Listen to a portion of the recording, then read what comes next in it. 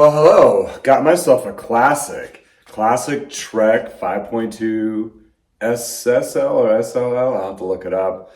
But it's a 2007 Discovery Channel team paint job. It's awesome. Little dirty, a lot of questions. Picked it up on the fly, but we'll have to check it out after this.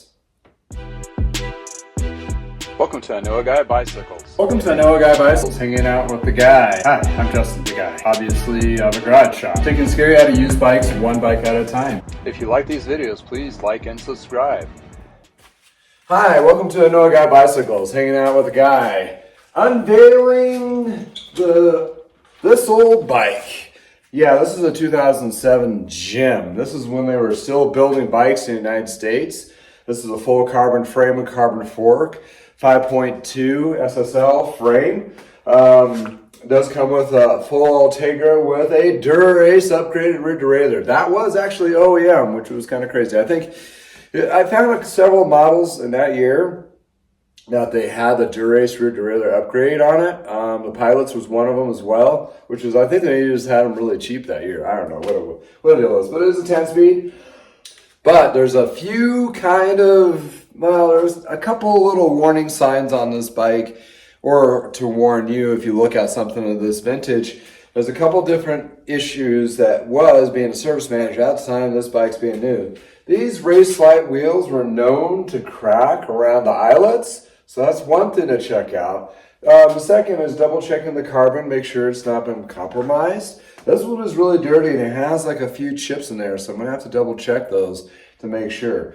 But with this particular componentry, we got a little scuff here, that means it went down, but the derailleur looks still pretty clean here, so it might have been just a little bit of dinger. The scratches I've seen on here so far are kind of more garage wear, but we will see. And I got a funky weird little zip tie deal here. It was probably for a fender, that kind of thing. And these particular tires were kind of like a tread tire. They're trying to convert it to more of a pseudo gravel bike than just a standard, race bike. Although they do have these aero bars on there, which I'll be taking off and cleaning up. Those don't particularly go with these guys. So, without further ado, let's dive into this thing and check out if there's any hidden scary things or any good gold gem. So is it a flip or a flop? Let's double check. Starting off, I always like to take the wheels off first.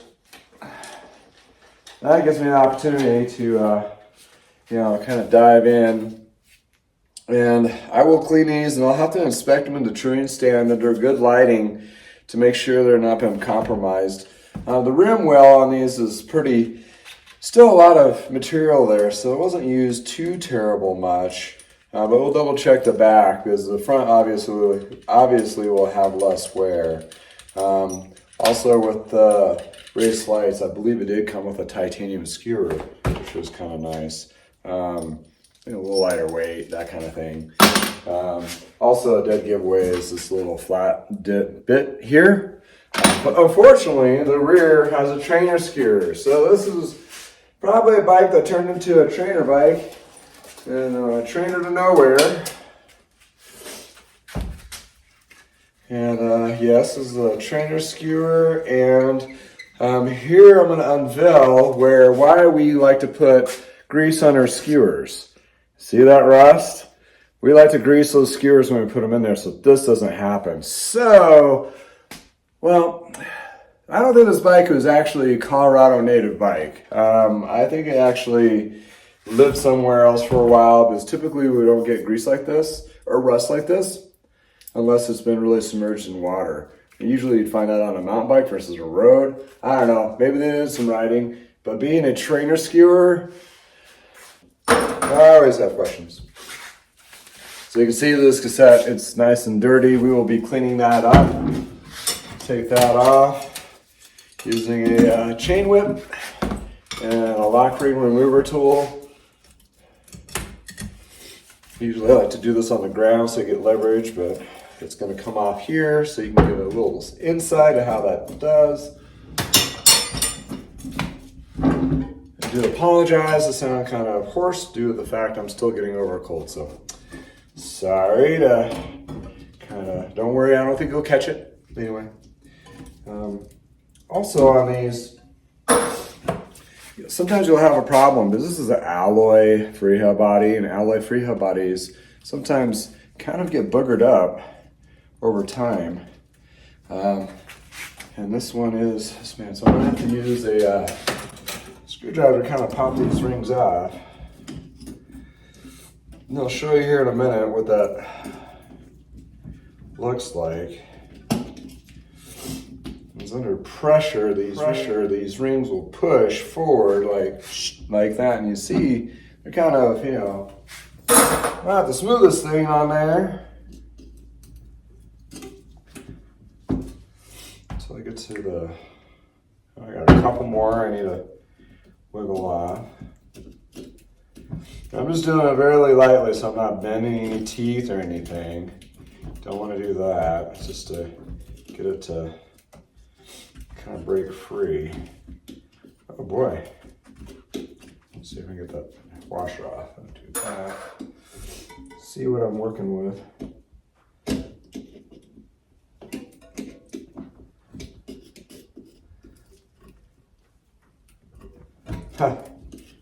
This one really got gouged. Sometimes I'll take a file and clean up those burrs that are created by the chain rings like this that cut into that aluminum. Let me try to see if we can get a trick here. Seems like we got some wind. So I'll hold the cassette so it doesn't roll back. And actually I'll use a very small punch. What I'm trying to do is jar this backwards, and they have a nice little eyelet hole there. So I'm just gonna tap it. There we go. That way I can get it to slide off. You'll see here in a moment what's going on. Okay, that's just gonna come right off. And this last one is a whole piece. This one will come off a little bit easier. So what you got going on? Well, you got this, make that go away. Then we have that little spacer on the cassette spacer that pushes it out. It's catching on those little burrs I was talking about.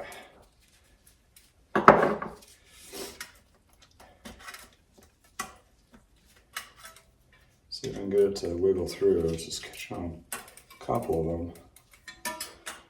Yeah, well, that was a good one there. Come on. You wanna come off. I know you do.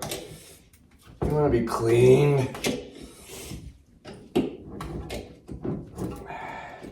Yeah, if I destroy this bit somehow, I have extra ones, but I don't think it's gonna be destroyed. It's just gonna, that's a little tighter. Okay, so what's going on here? Give you a good close-up here. So you see those little gouges? Those gouges are caused by that cassette. This is alloy. A lot of these are steel. That's why they use steel, because they hold up better. Alloy will gouge. So this will gouge up a little bit there. Well, this one has some good gouging going on. So what I'll do is I like to take a little bit of a flat file, small one, light and polite, just to get the top bumps off. Like, you know, like this. So that way, when I go to put that cassette back on there and clean that surface, and if this is the worst case scenario where I need to replace this freehub body, this is way too bad. I do have some freehub bodies left over, some toast wheels. I might want to take a look at that and see if there's any better condition. This is one of those things where they compromise longevity of components due to the fact of trying to lighten the thing up. So they were trying to get it super light. And depending on the cassette you put on there, it's going to eat in to those. Typically you don't see these on steel. This issue with steel wheels due to the fact that it's a little harder and it doesn't bend in there as easy. So also the question is those are pretty good movement pieces. So I'll have to really look into that. reason those cogs just shifted just a little bit. That may change the smoothness of the ramping of the chain rings, because on the ramping of the chain rings, they're all a little different. I know these are all dirty. It might be kind of hard to see. I know these are pretty standard. So I'll just shift it over a little bit. And the question would be, is that going to cause the change of the behavior of the cassette? It's going to be on these guys here specifically. So I don't see any ramping per se. Oh, there's some ramping on this guy. You can kind of see that. That aids the chain to go up and down. So there's other ones. May not be the case. So it looks like it's only on this guy here. So we'll have to see. If we find a freeheld body that's a dead match, it's cleaner, I'm going to do it. And I'll make a video on switching those out. If not, I might try this cassette and see how it works and how it behaves under. And the thing is when you do something like this, you got to do it under pressure. Under pressure means like, you're really grinding onto that gear. So seeing if it's going to behave a certain way. So, okay, that took a while, but hey, let's not be a couple installments just on rebuilding this bike. But good catch to know, to see. If you do come across like something like that, new,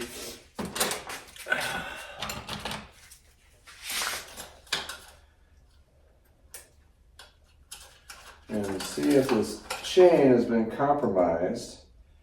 I need to waste my time cleaning it. Oh, yeah, it's still good. So I just saw that. Had a quick leak too.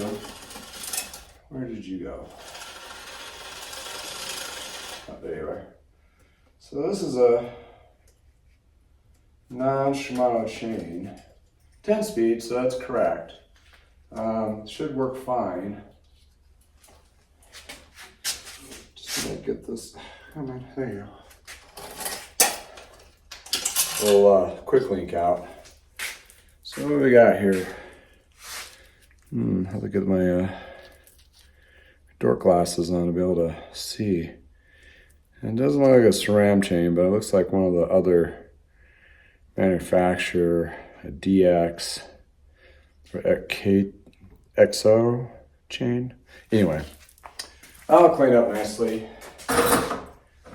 It's not super goopy. It just feels like it's been dry. So most likely what happened was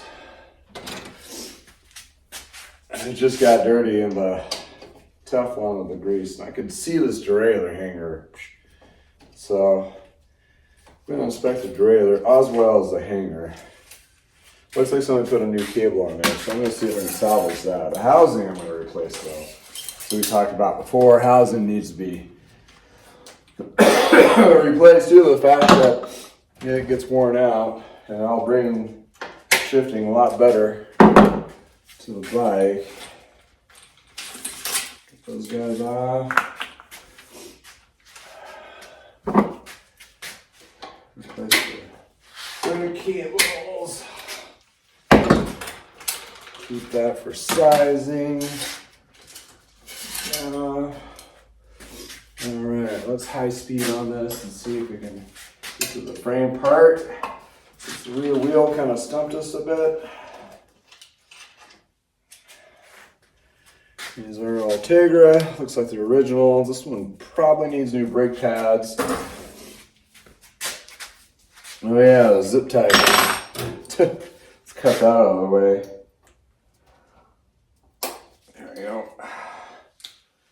Yeah, zip tie and some weird little hanger deal. My guess was for a fender. A fender, which would imply there's riding in rain, which would imply that rear skewer getting rusted. Huh. I got myself some questions, more questions than answers on this one. All right. That guy, brakes look okay, just needs some new pads. This hanger will definitely need to be looked at. I do have a hanger alignment tool to to make sure it lines up.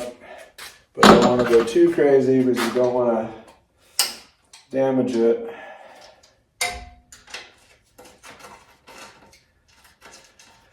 Now looking at the, let's take a peek at the rear derailleur. Rear derailleur, Dura-Ace, it's dirty. Jockey pulleys look like they're still intact. They're not shark teethed out, they're squared up. So that means this is actually in pretty good shape. Not too much dirt in there. That'll all clean out. The front derailleur, not too much scoring on the inside. All these bits inside here look like they're still intact. So the front derailleur looks like it's good. And this is a triple. You can see how wide and big this plate is. That's to help that chain to ramp up 3 gears. When you look at a double chain ring, it's front derailleur, it's skinnier because it only has to do one ring to jump. Back and forth too. All right, let's get these pedals off.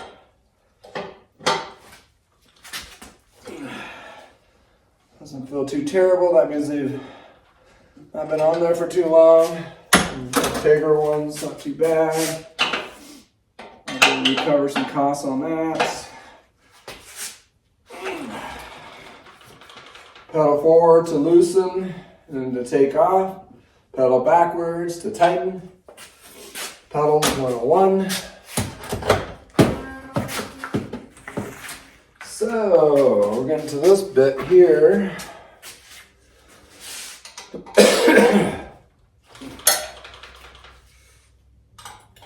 So, question on size.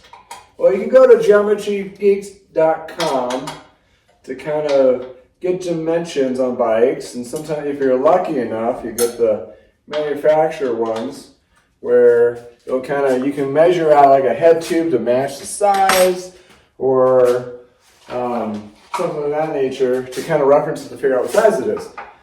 Some, this one doesn't have a frame sticker, so I don't have that to go by. Those are really nice to go by, so you know. 2007, I can look that up on the archives on Trek's website and determine which one it is. Can get the little safety tab up. That's the safety tag. Yeah, there you go. Maybe.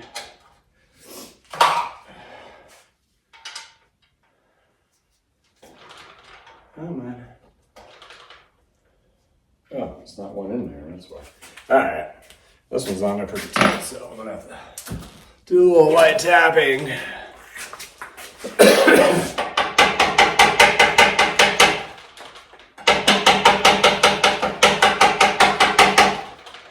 Feeling that loosening. Oh, there we go.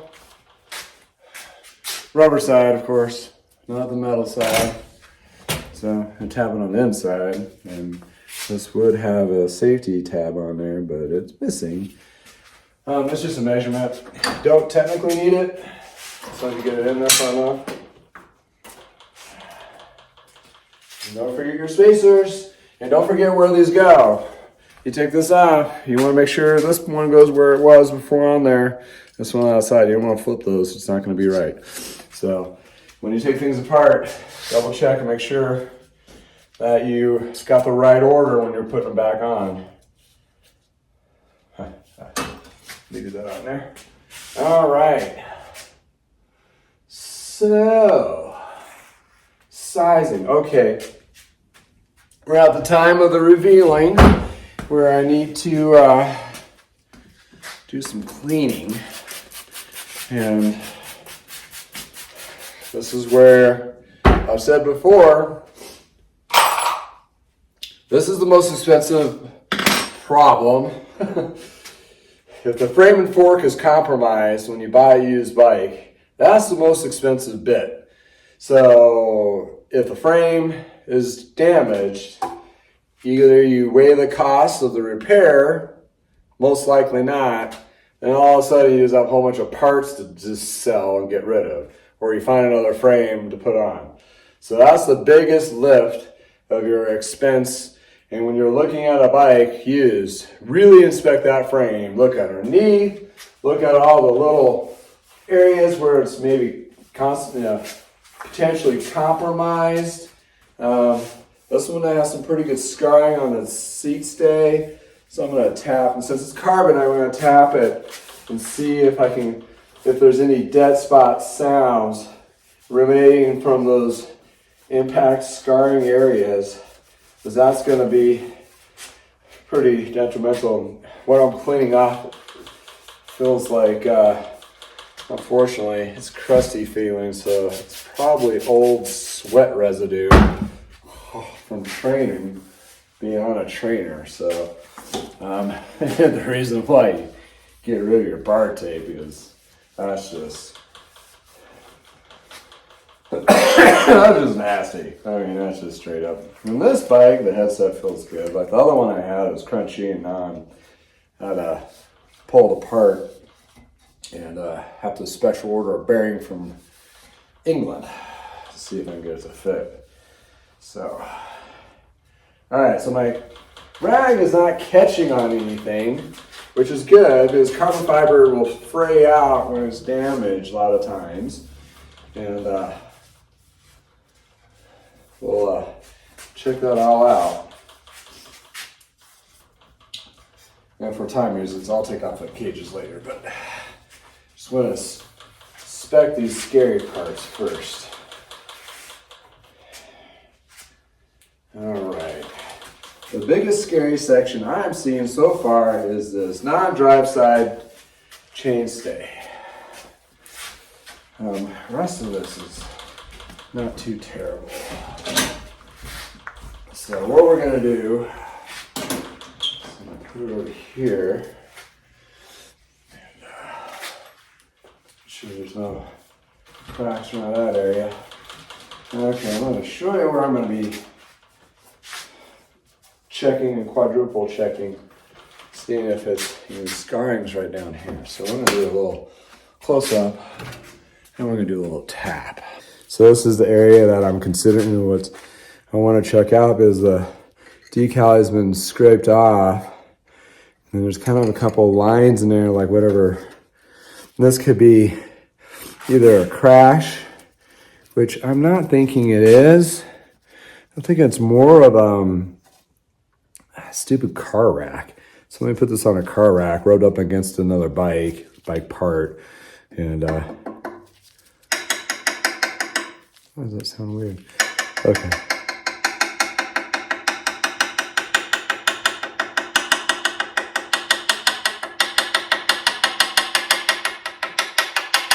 And the different sounds that you're seeing is like the carbon, then the vinyl sticker.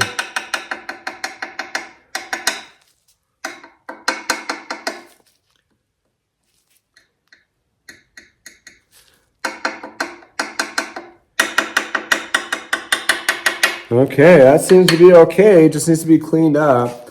Yeah, that detail, unfortunately, the decal is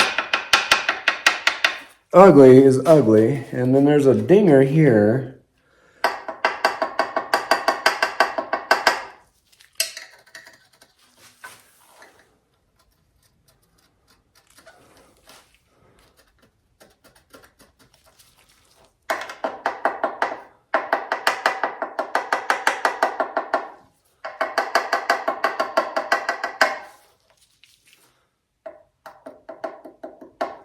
Oh man, yeah. Better spectacles. Get in there. See what that is.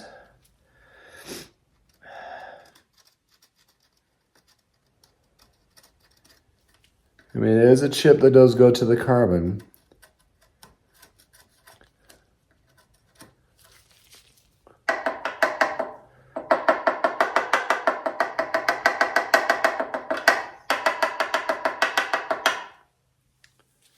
I think it's okay. Just a chip. That's good. Has these nice little World Discover Channel decals. All right. I think it just needs some TLC love. Also, okay, another thing to look at here is this a little bit.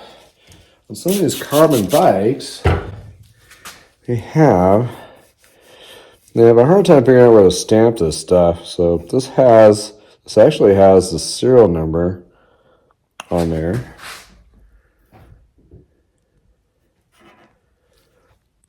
And it does, yeah, serial number, and actually this 58, that's the size. So we got a 58 centimeter road bike. Clean up on this other side. No Harley chips on that side. So yeah, okay. I think we're good. You know, it still feels really supported. All right. Anywho, I think we got a keeper. All right. It's a little ugly on this side. I'll try to clean it up. I don't do touch-up paint and that kind of thing, but that's a decal sticker that was clear coated, so that's really kind of hard to redo. And you know, my painting skills are not the greatest to really get those, you know, painted on track. But yeah, I think we're good. Yeah, the next phase is cleaning all those parts, detailing the frame, inspecting those wheels. That's going to be the really questionable one also. But the wheels are a less expensive lift. The most expensive is the frame. Then once I get it all put back together, we'll do a recap and see what other little stories I came across by doing this. So thanks again for hanging out with me from the garage.